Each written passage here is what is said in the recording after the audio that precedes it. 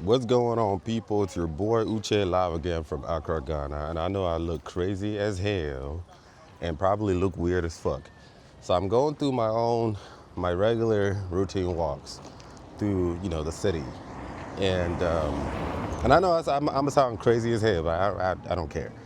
But I wanted to use this opportunity to give a little bit of a testimony, and I hope I don't trigger an episode of derealization because I be doing that to myself sometimes. But it is approximately, I think, 4 p.m., and I'm walking through, doing my walk in Accra, Ghana.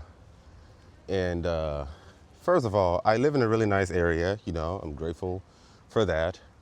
However, there are certain areas that I like to walk through. I enjoy walking through because walking through those parts remind me that I'm in Africa. I know that sounds crazy, but this is something that I've always wanted to do for such a long time. After living in America, I wanted to I envisioned living in Africa, and I feel like I'm getting that African experience walking through some of these places. Like it looks very village-ish. You know what I'm saying? Like I'm not used to it every single day because it's the part that I live in, but walking through this place and seeing it, it feels like AI. I know that sounds crazy as shit. It feels like AI. It feels like these people are not real, like it's not really happening. It feels so surreal. Oh my God, I hope I don't trigger myself. And I just had coffee. Hey, Chineke. I don't know if you guys can see, you can see it like there are villages, there's trees. It's not tarred road, it's dust. You can see the African kids running around. And you see dogs, loose dogs. See, there's a dog right there. Um, I can see people who look very African, what I'm saying, talking with African language. I think they speak Tree. Is it Tree or a Tree? I don't know how to say it, Chad. But it's a Ghanaian language, one of the most common languages here.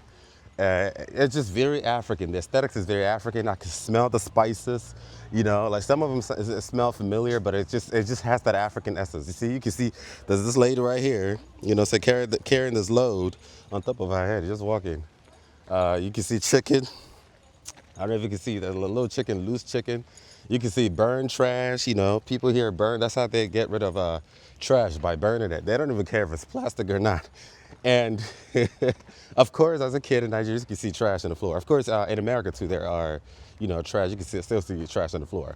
But anyway, of course, I was born in Nigeria. I lived in Nigeria for 15 years, and of course, I'm used to this. I was used to it when I was a kid in Nigeria. But after having lived in America, my mind was no longer used to it, and a part of me craves this. And for such a long time, I have been wanting to move back to Africa. It's on one of my to-do lists to live in Africa for at least 1 year. Okay. Initially, I was going to go to Nigeria to do youth service. But that youth service, I don't know that country. If Nigeria was a place that was, very safe, especially right now with my face in the media, as I'm building my brand, yeah, sure, I could have considered it because that would have been a perfect opportunity to travel around Nigeria, get to know other Nigerians. But Nigeria is not very safe. There's no electricity, constant electricity like Ghana has. And I don't have anyone in Nigeria. For me, I feel like Nigeria is one of those places that you need to know someone. Yeah, you have to be close to someone. You have to know somebody, maybe a politician, or you have to be fucking a celebrity or something like that. And I know that's not me. I don't know anyone. I just stay in my little corner. And Ghana is the only place that I know that can provide that. It's a lady right here with an umbrella. Uh, but anyway, so I'm grateful to be here to be able to go through that. But just going through there's a lot of triggers. It's triggering a whole lot of things, man. A lot of emotions, a lot of like, damn, this is really happening. And I'm doing all this shit sober because I had a little caffeine. I'm doing it all sober. And it's just amazing. It's just interesting walking through this shit. Like, damn, I am actually here in Africa. Hello, good evening. Like, it's actually happening, it's actually happening. Once upon a time, I used to live in Texas. It almost feels like I never lived in Texas. Like, it feels like that was a different Uche that lived in Texas. Like, it's almost like I can't, like, sometimes, like, try to connect with that Uche that lived in Texas. I feel like that Uche is so distant. Like, it's so distant. Like, who the fuck is that? Who was that? Like it was there. I was there. Then it's gone. It's gone just like that. And also I feel the exact same thing now. Like I'm here now, and eventually it'll be gone. I don't know where I'm gonna be next year or in 2 years or 5 years and 10 years. And I'll think back and be like, once upon a time I lived in Ghana. Holy shit! I can't believe I did that. I lived in Africa for all these months, walking through these villages, looking a hot fucking mess, beers overgrown, and showered all day, stinking up everywhere. Sometimes I forget to brush my teeth, Chad. Just zero fucks given. You know what I'm saying? And it's just amazing. It's amazing. Yes, there are some downsides to it too, and I like to think I've been vulnerable. I've been honest about, like you got to close that circle of polarity, which I don't like, but I'm doing my best to close that circle. There are things about being here that's annoying. There's things about not just being in Ghana, but just being in this fucking realm that is annoying. You know, but there are things about being in this realm that I appreciate. Like feeling like I'm going through a movie. Like a movie. Like I'm watching a movie, but not just watching a movie. I'm part of the movie. I could be at home watching a movie, but instead, I'm not just watching the movie from the comfort of my living room. I'm actually part of the movie, as a participant and the observer. It's an honor. It's annoying as shit. And it does get me in my feelings sometimes because, Chad, this movie, the plot twist, it be plot twisted, okay? But it's still very entertaining. If I'm going to be here, I might as well, Chad. I might as well. Yes, of course, I still have to do work. Here, I have to earn a living. I have to do what I got to do, you know what I'm saying? But it's still very interesting being here, being part of this movie. And just, sorry guys, I'm being distracted. Oh, yeah. But yeah, I just wanted to share that. I'm just being vulnerable. And part of the reason why I don't have a problem sharing these things is hopefully people can humanize me and see my authenticity and see all of that, especially my African people, most especially from Nigeria, because we're not used to that. My people are not used to real, okay? Growing up in Nigeria, hello, for 15 years, there's not a single person I genuinely respected because I was just used to nonsense and rubbish. And I feel like a lot of young people, that's what's missing. People that they can genuinely connect to because that person is speaking from a place of genuineness or genuinity, in pain and in love, in win and in losses. You can see that there's no serene. I'm not trying to be a celebrity. I'm not trying to one-up anyone. I'm not trying to make money off of anyone. Like, the fuck? You know what I'm saying? I'm just a human being walking through this world as naked as I can. Without expecting anything from anyone, and hopefully you're able to derive power from it to be your own authentic self. The more authenticity that I see, the more empathy that I see in this world, the more likely I am to fuck with people, the more likely I am to step out of my comfort zone. But unfortunately, I don't see a whole lot of that. What people of this world call love comes in polarity of shame. They will love you as long as it fits inside that useless box that they try to put you in. And anybody putting me in no box, Chad. Oh, you black guy, so that's also why I'm very quick to walk away from people because I'm not trying to dance according to whatever rhythm so you can like me. But imagine we all collectively create a safe space where we can all be our authentic selves, myself included, knowing that I am not better than you nor worse than you. If I'm not for you, I'm not for you. And that's okay.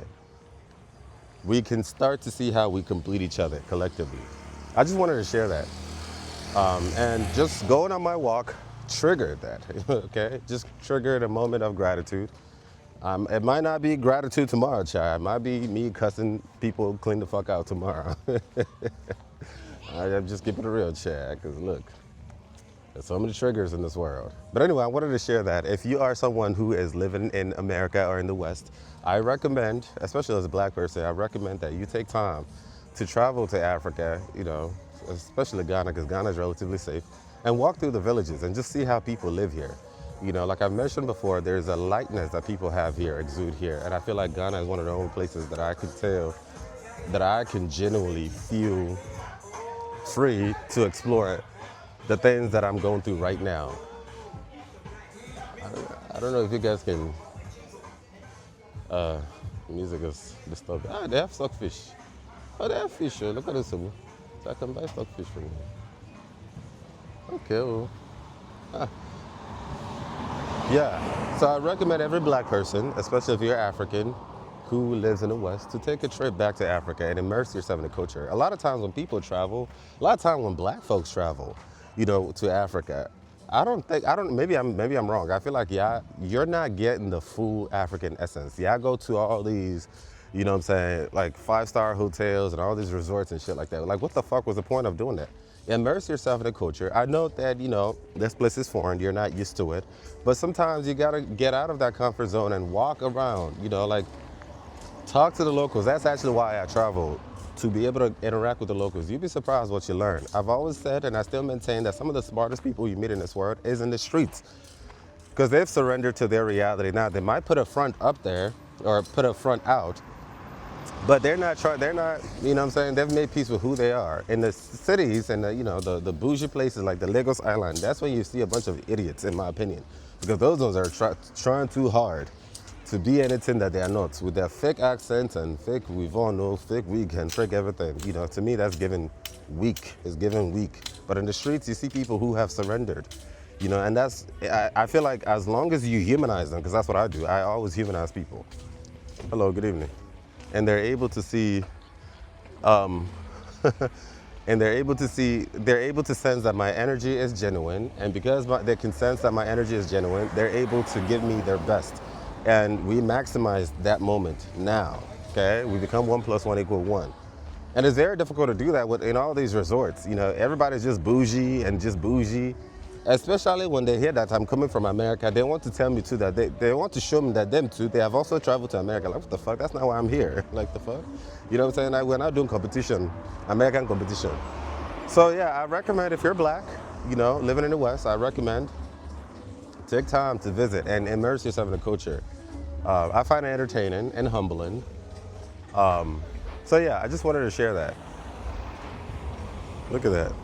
Look at all this plantation, vegetation. Everywhere is green. Grass is overgrown.